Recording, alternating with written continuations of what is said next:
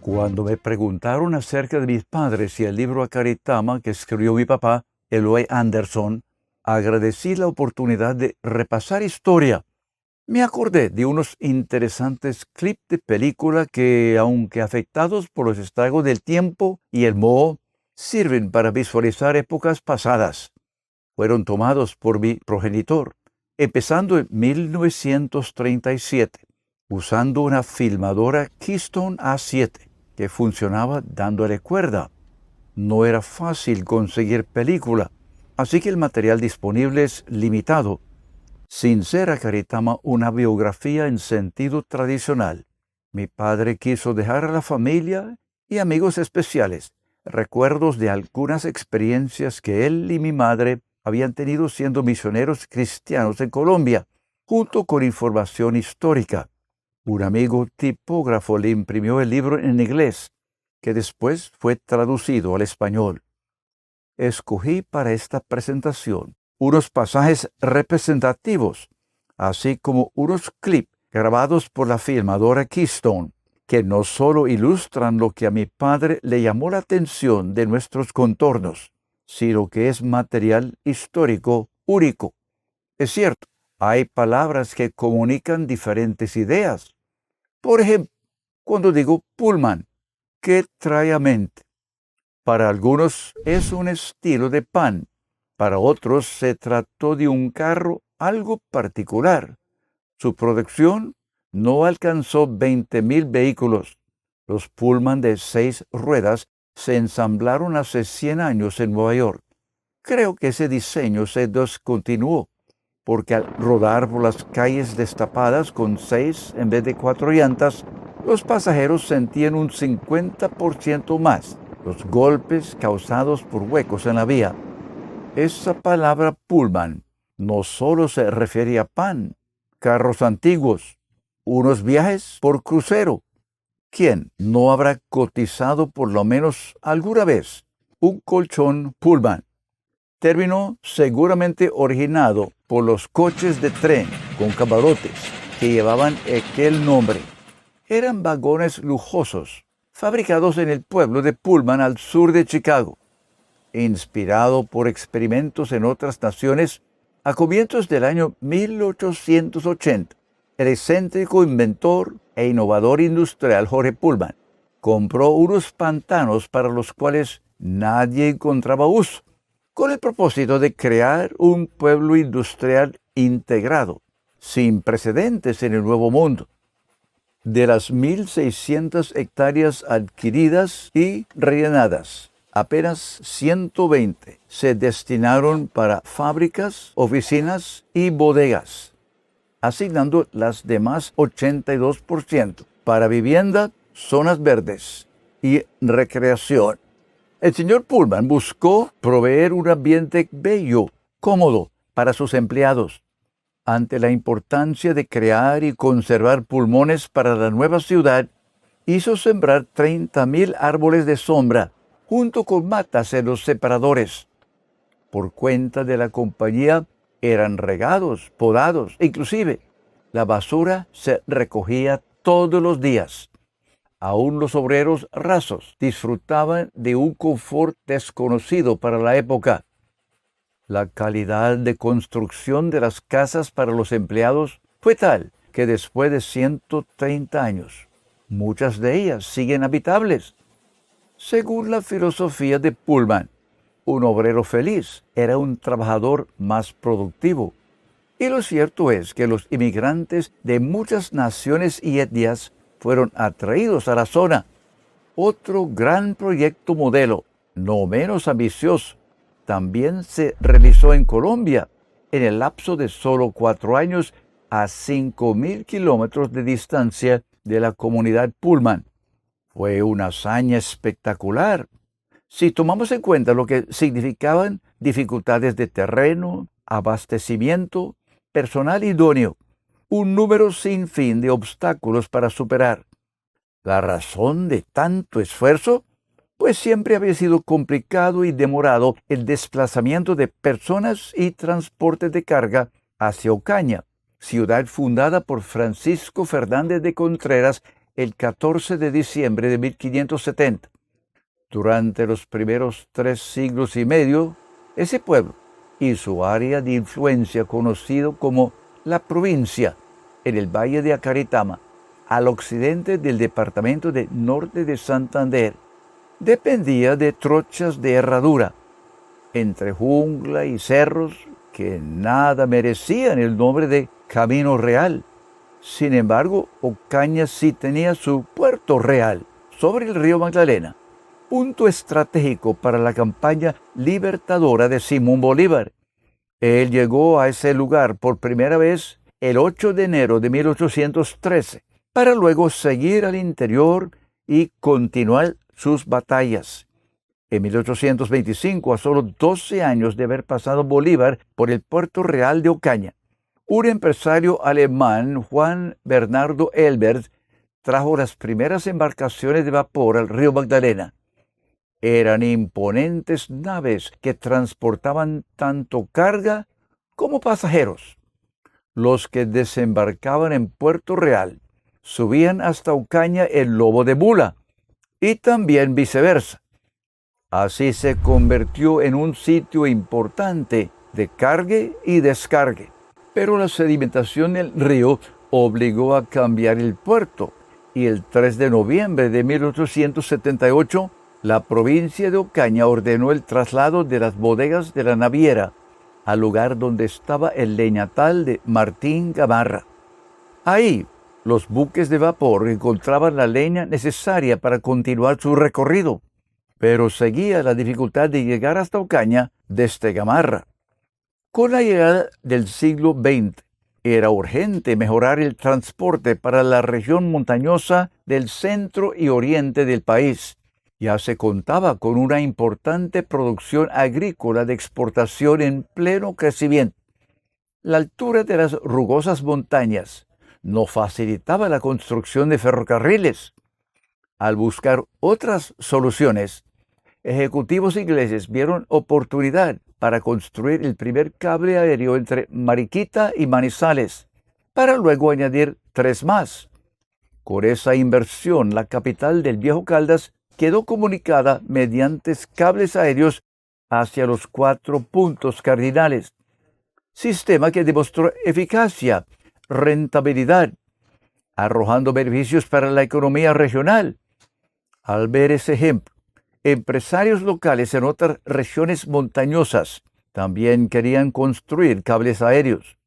La Ley 28 de 1923 autorizó la construcción de cables aéreos en donde fuera conveniente, usando fondos de la Ley 102, la cual administraba los dineros recibidos el 30 de marzo de 1922, cuando el Congreso de los Estados Unidos ratificó el Tratado Thomson-Urrutia, tratado que pagaba a Colombia una indemnización de $25 millones, con el propósito de, abro comillas, eliminar desavenencias producidas por los acontecimientos políticos ocurridos en Panamá en el año 1903.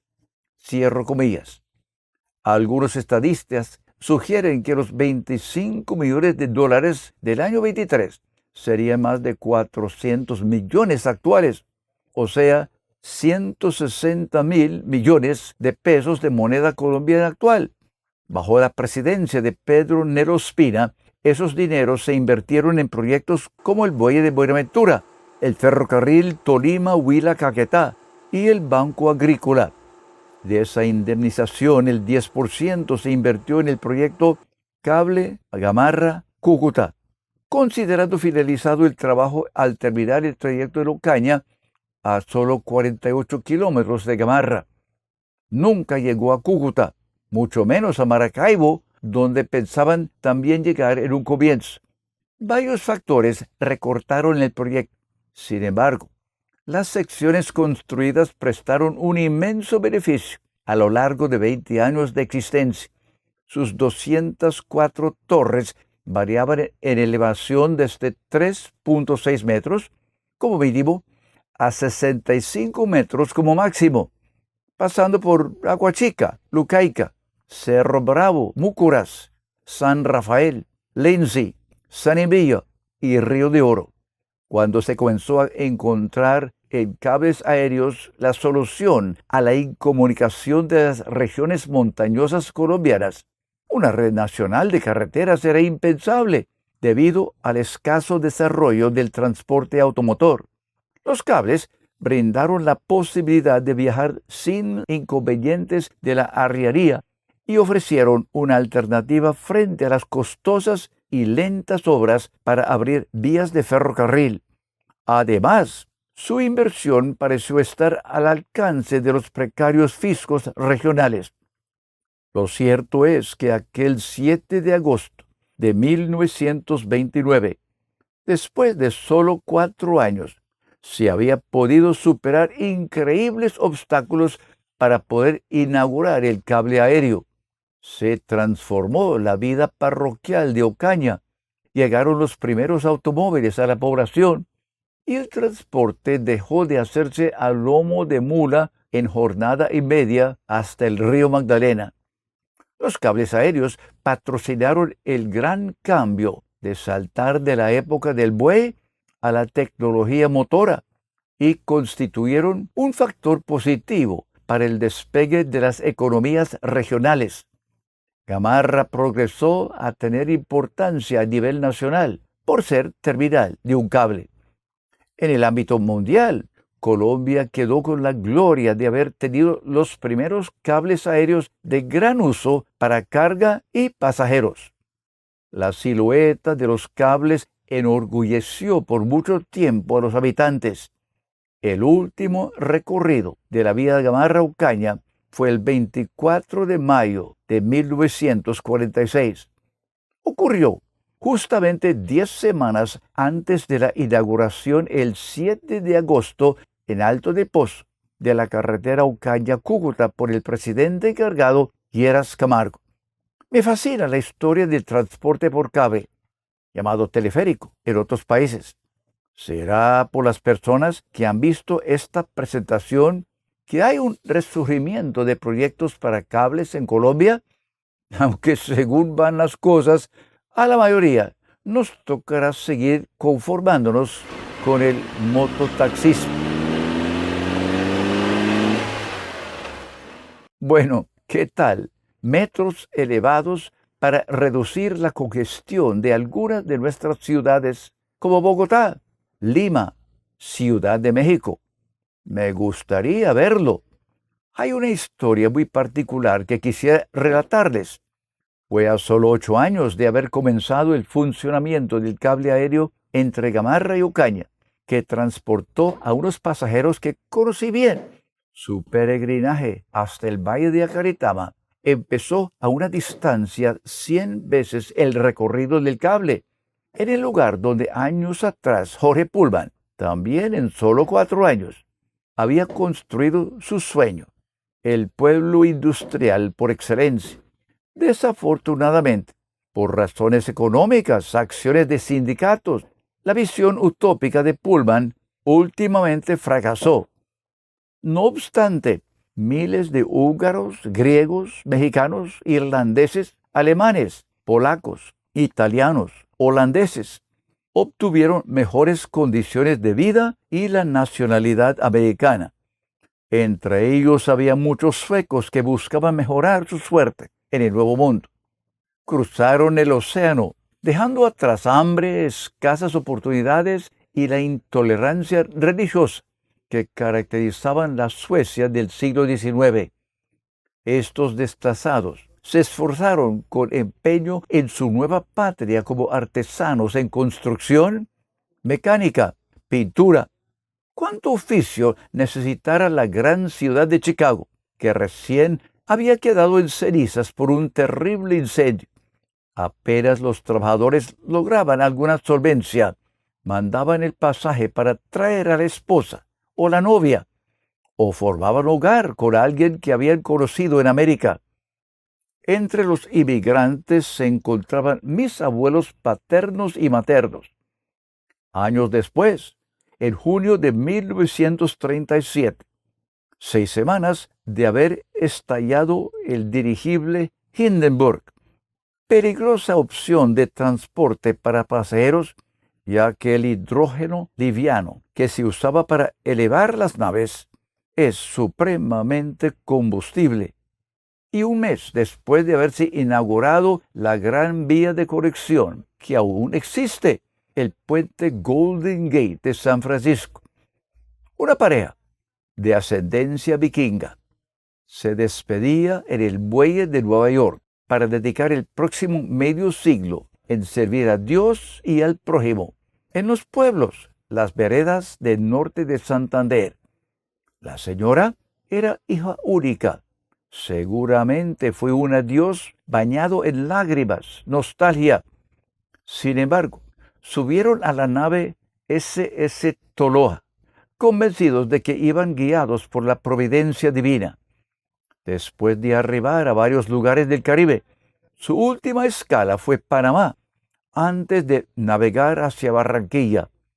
En ese recorrido, el barco cambió de ruta para ir a Puerto Colombia porque Boca de Ceniza, el destino original, estaba obstruida con sedimentos y escombros.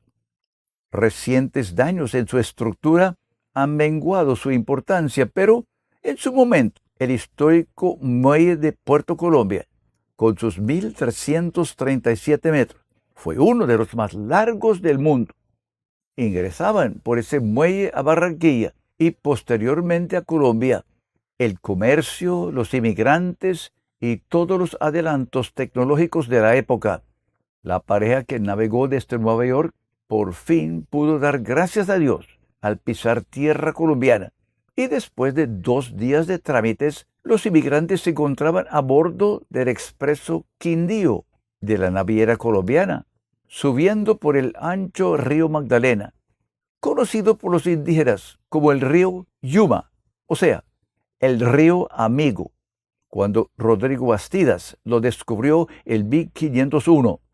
Dentro del espeso verde selvático, los viajeros veían habitantes morenos, amigables. El ardiente sol se reflejaba en el agua. El calor era abrasador. Sí, estaban en clima tropical, comenzando una nueva vida y conociendo una cultura diferente a la de su crianza. Anhelaban llegar a Ocaña por medio de Gamarra, el lugar donde comenzaba el cable aéreo hacia esa ciudad.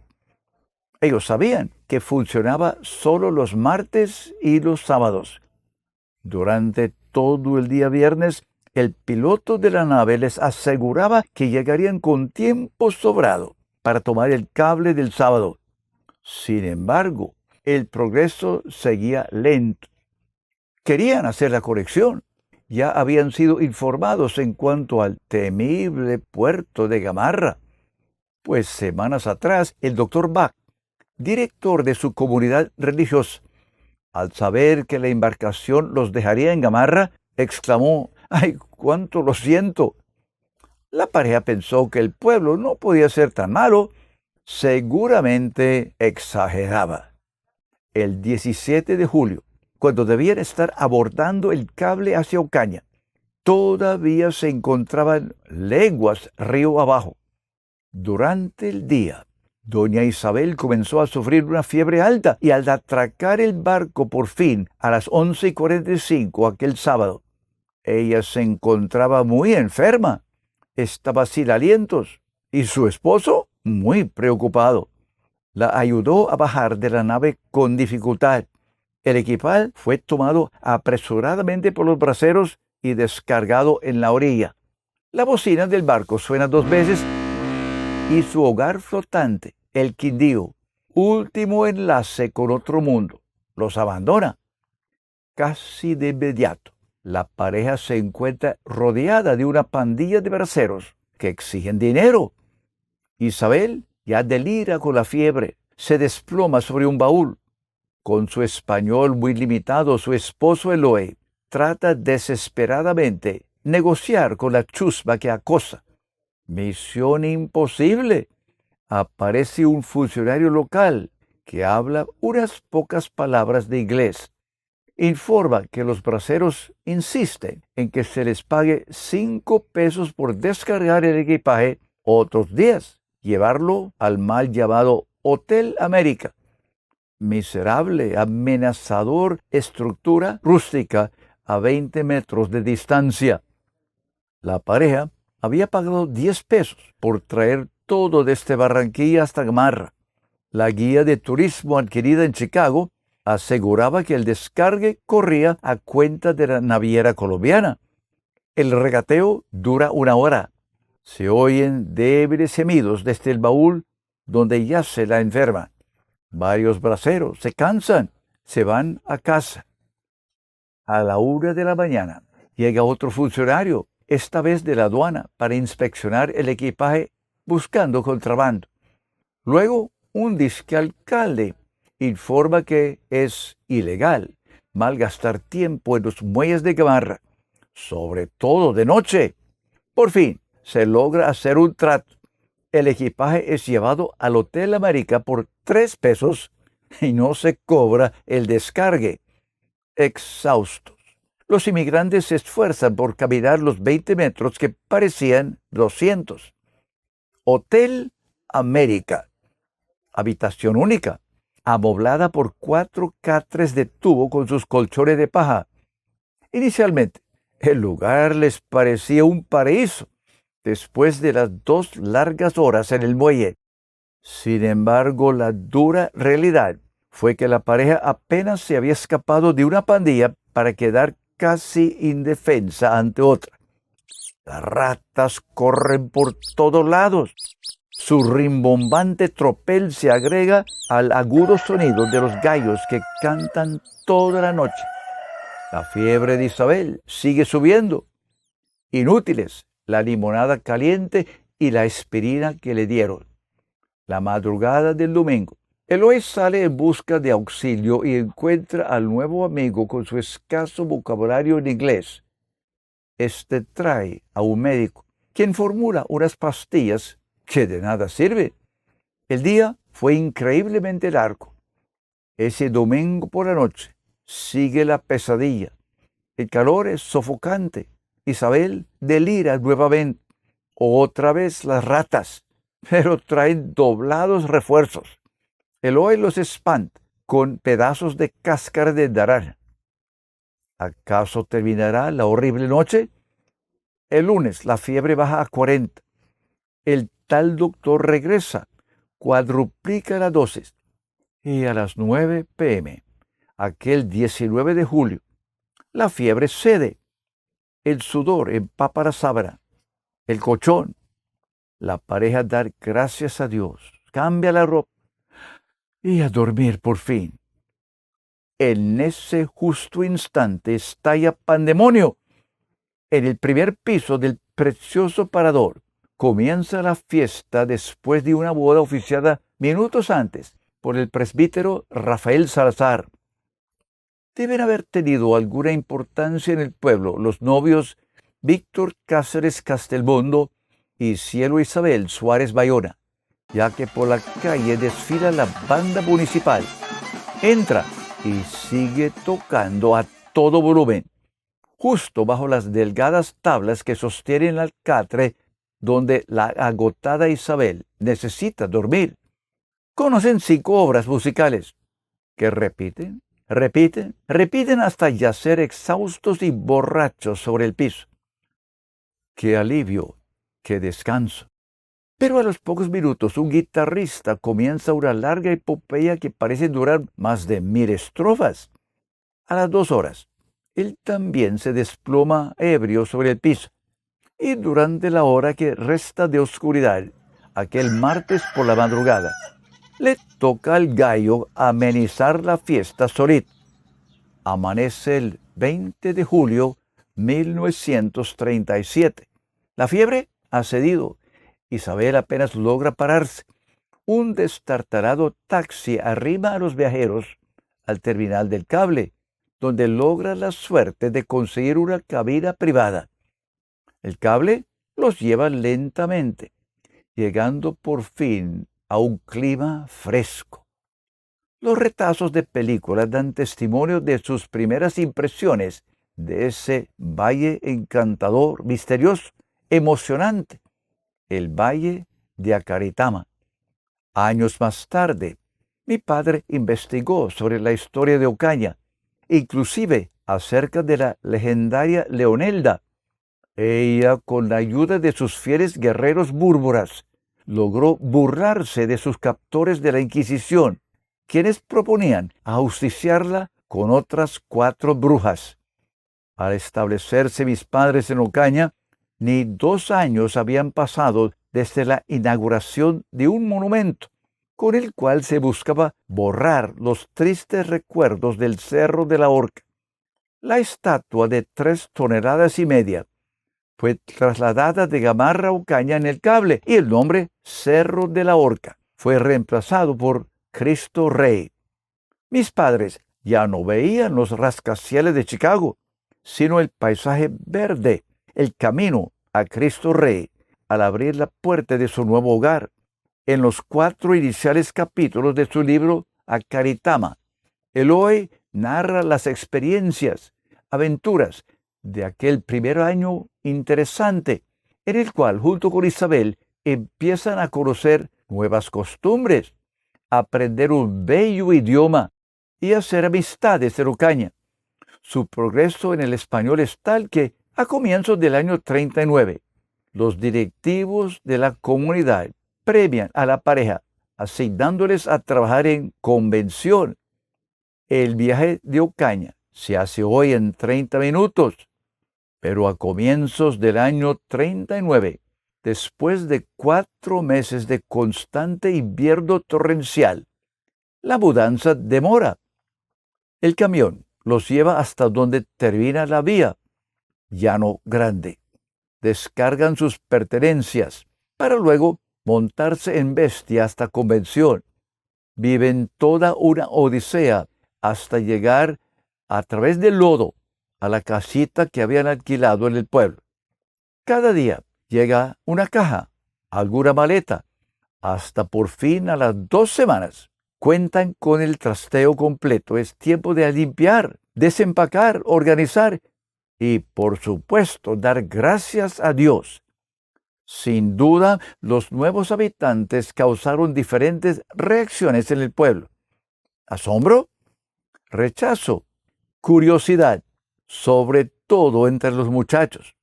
Uno de ellos, nacido en la finca La Estrella, en la Vega de Convención, ya iba a cumplir sus 12 años cuando apareció la pareja vikinga en el pueblo. Él falleció en Cúcuta, 20 de julio de 2008, dejando una gran herencia musical. Ese amor que expresó por la región y sus gentes, pronto compartieron los nuevos residentes en Convención, aunque ellos habían nacido a 1000 leguas de la provincia. Llegaron a sentirse como parte de ella.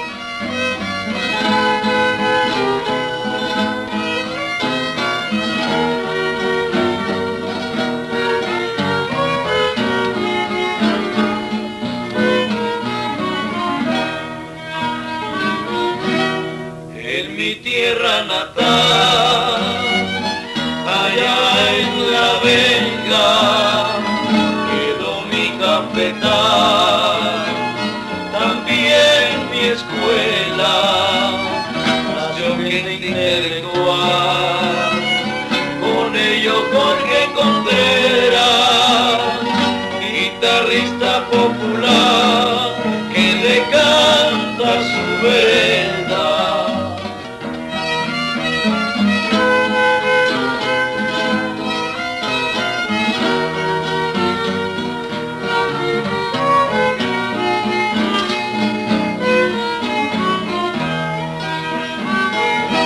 Nació Amado Solano, también los Alberiñán, los Pavas de Anastasio, el porero de la trompeta, mujeres que engendraron tanta belleza en corazones sembraron el amor y la nobleza.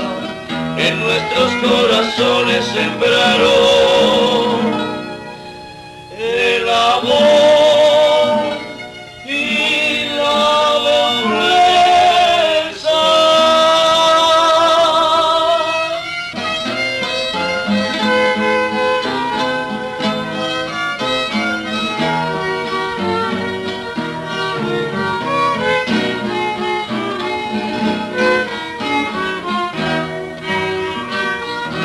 La respuesta de las personas ante las visitas evangelísticas de mis padres fue bastante variada. En pueblos como Brotaré, El Carmen, encontraron mucha receptividad y por eso, con gusto, se acostumbraron al largo viaje en bestia cada vez a aquellas poblaciones. En otros lugares, la misión no fue tan sencilla, terminando ocasionalmente en choques con las autoridades, no solo eclesiásticas, sino también civiles. El capítulo 14 del libro Acaritama narra una de esas experiencias estresantes. El 31 de octubre de 1953, el general Gustavo Roas Pinilla había ordenado mediante el decreto 2872 la creación del Servicio de Inteligencia Colombiana. Durante el régimen del SIC, agentes allanaron nuestra casa en busca de material subversivo, pues material impreso sí había. 4.500 cuadernillos que acababan de llegar sobre la ética cristiana. Recordábamos lo sucedido a algunas amigas en el viejo Caldas, donde alguna gente logró sembrar un libro comunista como supuesta evidencia subversiva durante el allanamiento de su vivienda en Quinchía, y fueron encerradas en la cárcel durante semanas. Por lo tanto, estuvimos operados hasta que por fin se fueron, citándonos a la oficina el día siguiente. Sucedió así. Hubo una larga discusión en cuanto al uso que se daba al material impreso. Como mi padre conocía bien las leyes colombianas acerca de la libertad religiosa, los oficiales optaron por multarle por haber viajado a Cúcuta sin diligenciar permiso del SIC. Ese requisito todavía era desconocido en la provincia. Más tarde, durante el gobierno del presidente Alberto Lleras Camargo, el SIC fue sustituido en 1960 por el Departamento Administrativo de Seguridad, DAS, más adelante conocida como Agencia Central de Inteligencia de Colombia. Años después, en la seccional de Cúcuta, se nos facilitó una copia del prontuario, donde registra la exagerada multa que tuvo que pagar mi padre por el grave delito: viajar sin permiso de Ocaña a Cúcuta. Dato curioso, en esa misma página, donde se anota la multa, la página 4 de las 22 que componen el prontuario 4024 de la extranjería, se registran como referencias dos amigos de nuestra familia: el exalcalde liberal Plutarco Cabrales y el médico conservador doctor Elías Marún, director del Hospital de Ocaña. Quizás esas referencias en el prontuario hayan sido de ayuda para la liberación de mi padre, la vez que los churabitos de Río de Oro lo tenían secuestrado en una celda inmunda que servía de inodoro. Matones se alternaban dándole bolillo, patadas, en el asqueroso piso de la mazmorra. Al alcalde encargado se le ocurrió averiguar acerca del extranjero con su homólogo de Ocaña. Al recibir las referencias, el burgomaestre tomó la decisión de ordenar el cese de torturas al culpable de haber tenido en su maletín un ejemplar de la Sagrada Biblia.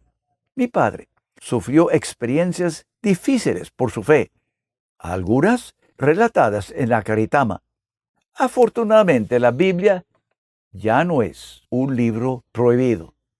En 1939, cuando mis padres se establecieron en Convención, los viajes se hacían con los medios de transporte apropiados para la región, mayormente en bestia. Algunas alternativas se ofrecían ocasionalmente, tales como un tramo de buena carretera que construyeron los ingleses para transporte de materiales, así como el ferrocarril de Puerto Wilches a Bucaramanga, si el destino era Cúcuta. Sí, eran 8 días de viaje, bajando por polvorienta vía de constantes curvas de Convención, Guamarito, Ayacucho, hasta La Gloria en camión, por el río en el expreso de la naviera hasta Wilches, luego subiendo a Bucaramanga en tren, por carretera en bus hasta Pamplona, al otro día bajando a la ciudad capital, Cúcuta. Debido a la escasez de viáticos, con menos frecuencia se utilizaba avioneta. Al presentarse demoras y complicaciones en mi nacimiento en Convención, mi madre y yo volamos por Scata, cuyas aeronaves acuatizaban en La Gloria Magdalena, ahora del Cesar, para luego hacer escalas en otros pueblos ribereños, antes de llegar a Barranquilla. Cuando mis padres llegaron a Ocaña, el general Camilo Daza fundaba Arco, Aerovías Ramales de Colombia. Era su propia empresa de aviación. Ofrecía servicios de taxi aéreo para los llanos. El atrevido aviador Daza había sobrevivido 34 accidentes, siendo uno de los primeros el 16 de marzo de 1922, cuando superó los riesgos de la abrupta topografía, no pudiendo aterrizar debido a la aglomeración que le esperaba con tanta euforia.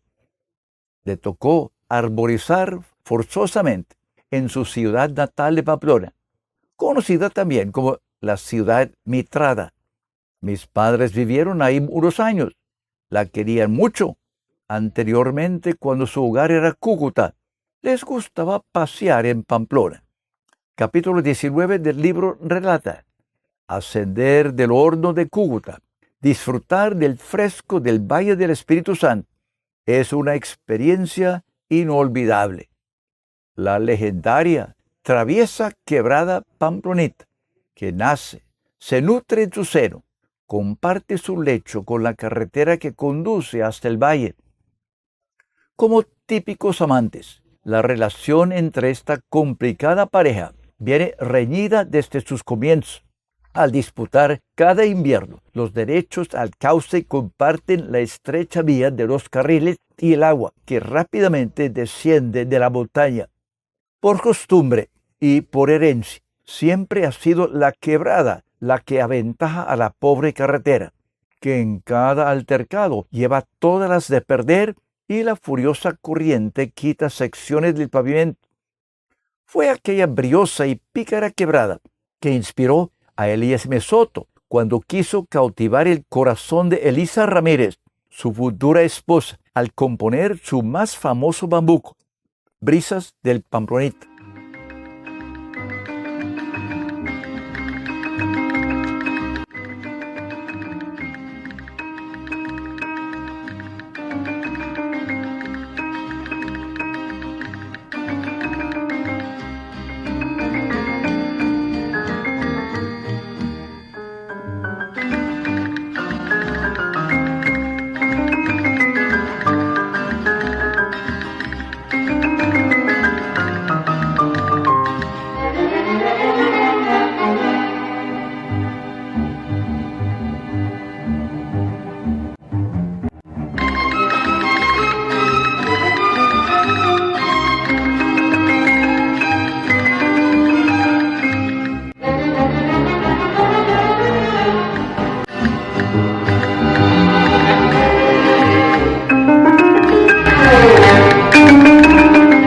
Seguimos con el capítulo 17.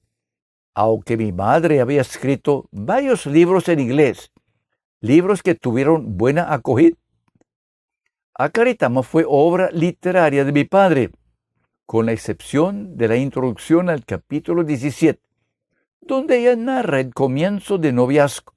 No habían sido novios, ni habían salido juntos. por ser ella la única mujer soltera en su iglesia con carro propio. Mi padre la acompañó en cierta ocasión para recoger a un conferencista, y él aprovechó el momento para preguntar: ¿te casarías conmigo? ¿Me acompañarías a Colombia? Más que sorprendida, apretó el volante y me imagino que por poco se estrella. Ella recuerda: me iba muy bien, pues había terminado mi carrera en la Universidad de Chicago. Yo era secretaria ejecutiva del director del Instituto Arqueológico del Medio Oriente. Yo estaba feliz, vivía cómodamente, cumplía con mis responsabilidades de oficina, mientras el doctor Brewster hacía cada vez más descubrimientos arqueológicos en diferentes países del Medio Oriente. Ante la pregunta repentina de Eloy, esto pasó por mi mente. Yo creía en la importancia de las misiones religiosas, pero me sentía realizada en mi trabajo, sin idea alguna de involucrarme personalmente en tales aventuras. Eso era para otros. Y ahora, este hijo de un carpintero inmigrante pretende cambiar por completo el rumbo de mi vida.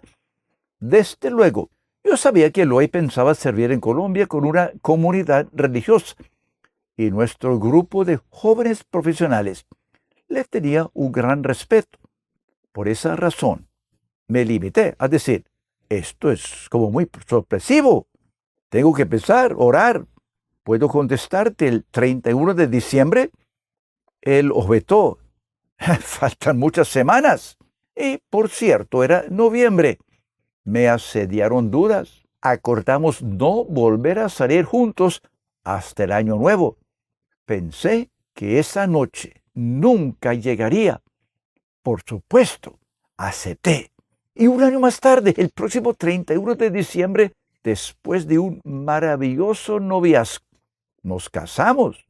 Claro está, ante nuestra decisión de ir a Colombia, el cambio radical en mis planes, amigos y familiares reaccionaron. Algunos sorprendidos, otros escandalizados.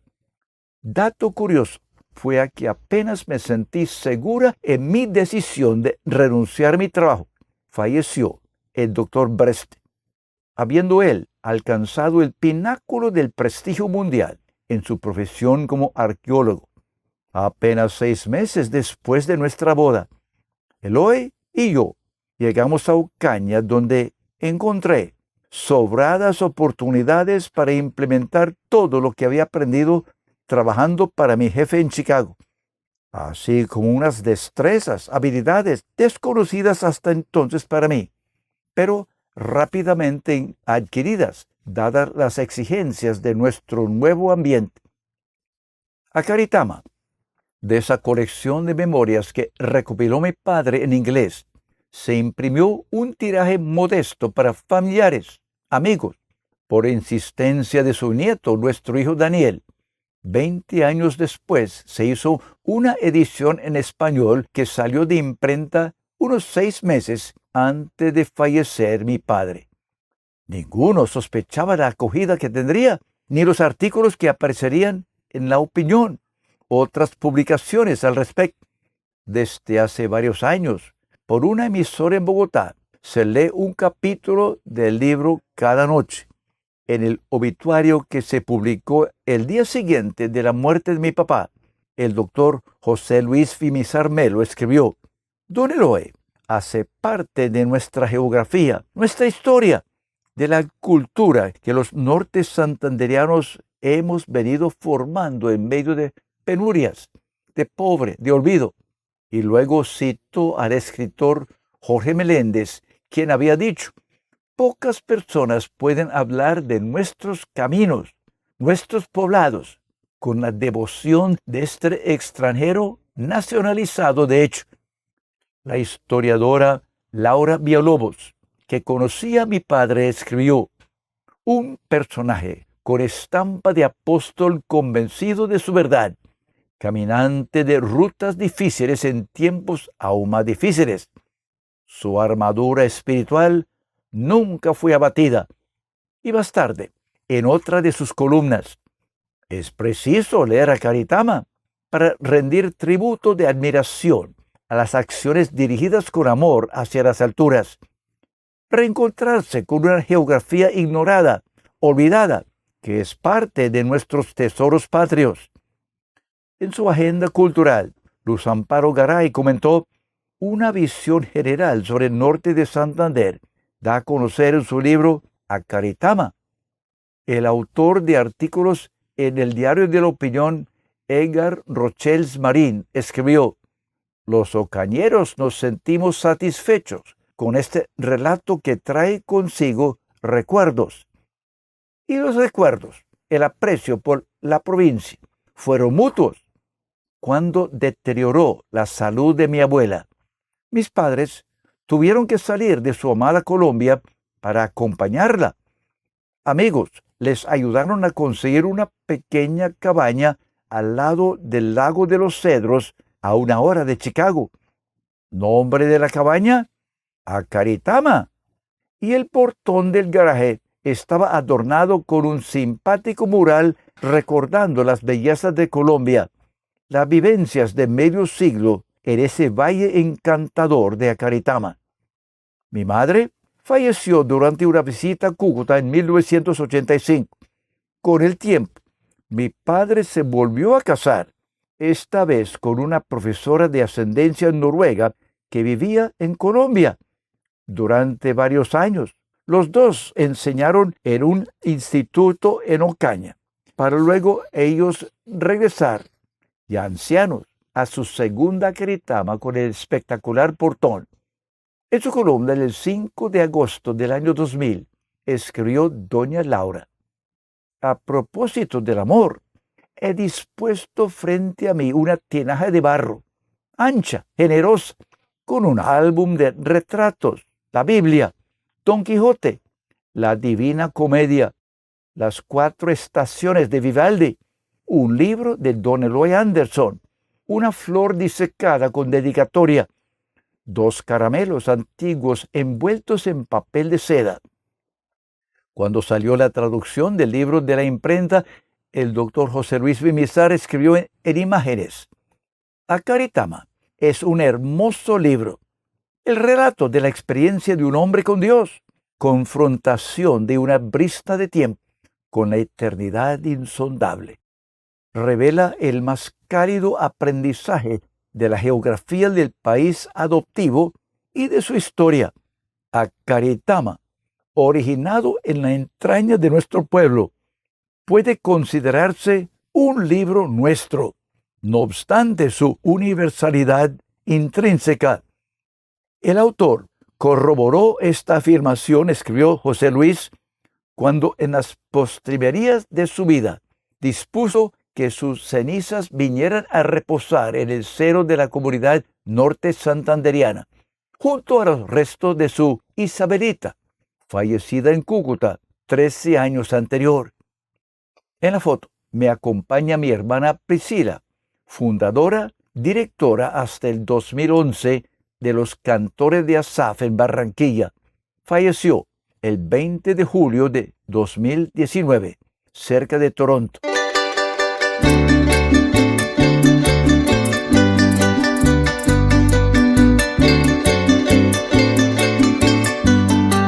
Qué sueño más hermoso he tenido hace tiempos, anhelos infinitos de sosiego y de paz. Yo miro a mi Colombia erguida ante el tormento que me abraza y me dice: hijito de altos sueños, pedazo de mi entraña, ya no llores, no sufras, refúgiate en mis brazos, yo te ofrezco solaz.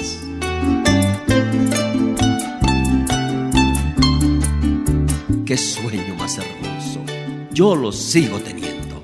Veo mi patria orgullosa, yo la escucho cantar. Ella sabe que pronto cambiaremos sus hijos, que no hay mal que perdure, que hay un Dios en los cielos que nos ama y nos une y que hará que un día estemos muy unidos y en paz.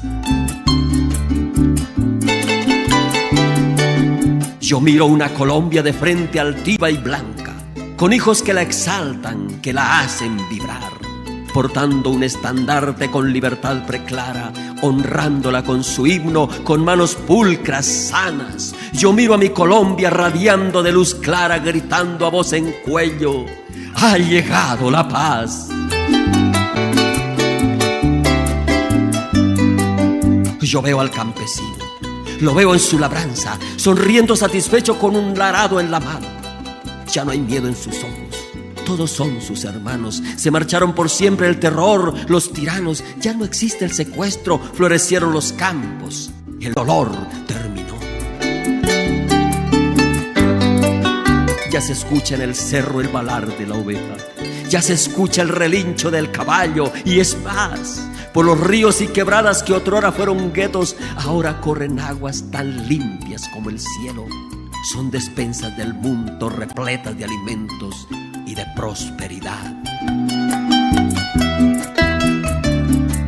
Ya se escucha de fiesta el tiple y la bandola.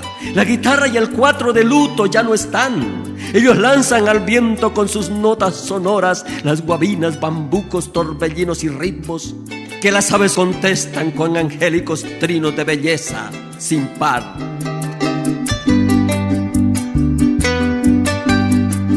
Oh Colombia, oh mi patria, que no sea solo un sueño. Cual profeta yo imploro que esto sea realidad.